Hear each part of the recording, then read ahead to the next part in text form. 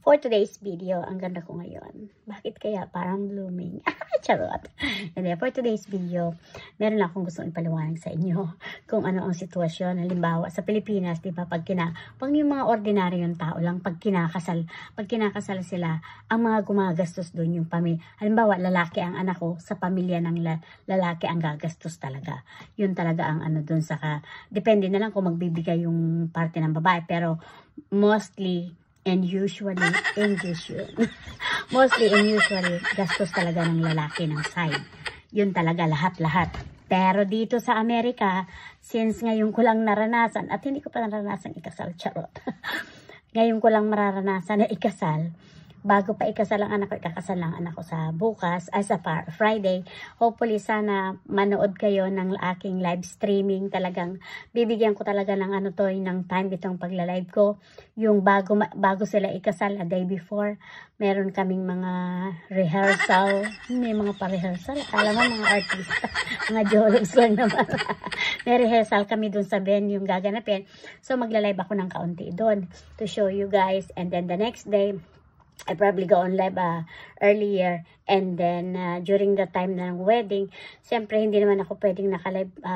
Ipoposisyon ko lang yung camera doon sa pinakabandang malapit doon sa venue na kitang-kita yung parang garden, ganon. Doon ko lang ipoposisyon. So, mapunta na tayo sa usapan. So, magla-live ako ng 4:30. Ay, hindi. Actually, from the start of the wedding, naka-live na yun. Kaya lang, iwanan ko lang yung laptop ko doon sa taas, pinakataas. Kasi medyo taas yung venue, tapos may hagdanan pababa. Tapos andun yung parang maliit na lake, tapos parang garden, ganun. So, ang nangyari dyan ngayon, ang preparasyon, siyempre, andito ako, aware ako kung ano mga pangyayari. Pero, in fairness, ang ganda ng aking hair. Pero, ako lang ang nagugupit niya. Nagugulay. Yan na, kung ano pinagsasabi mo, bilisan mo, taabutin ka na. Naka 2 minutes ka na.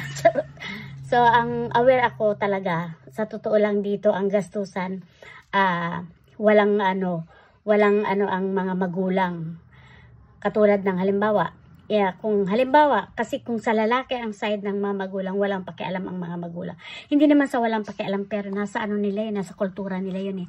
Kung sino yung ikakasal, talagang hati sila. Hati sila as in like, ang gastusin ay hati, alam ba, parang 50-50 ganun. Sa lahat. Ang mga magulang ng lalaki, mga magulang ng babae, hindi sila obligadong gumastos. Pero nasa sa kanila rin yun kung magbibigay sila ng regalo. Pero usually, regalo lang talaga sa araw ng kasal.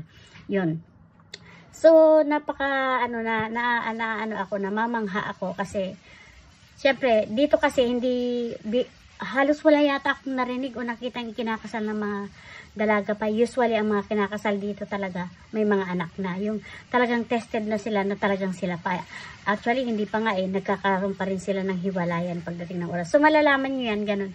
So, yun na nga, ipinaliwanag ko sa inyo na ganun talaga ang style ng pagkasal dito. Hindi gumagastos ang mga magulang, whether nasa parehong side sila, hindi. Magbibigay, sila mismo talaga ang gagastos. Mula sa mga maliliit na items hanggang sa malalaki items, ganun. Pero yung sa ng kasal, sa mga pagkain ng kasal, ang nagbigay talaga doon, napakamahal ng mga pagkain ng kasal, ang nagbigay talaga yung tatay ng anak ko.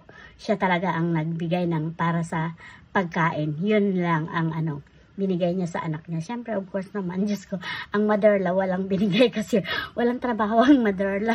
So, yun lang guys, update ko kayo soon kung ano ang mangyayari pagkatapos. Then, gusto ko lang share kung paano ang Pilipino at paano ang Americans naman pag kinakasal na sila, ang mga parents nila, ganun. So, yun lang. Thank you guys for watching. Napaka-independent talaga. Kaya ang buhay dito, yung parang pantay-pantay kasi talagang ang mga bata dito pagdating ng 15 to 16 hanggang pataas na, independent na talaga, kanya-kanya na sila. Thank you for watching. Hope to see you again in my next vlog. Bye!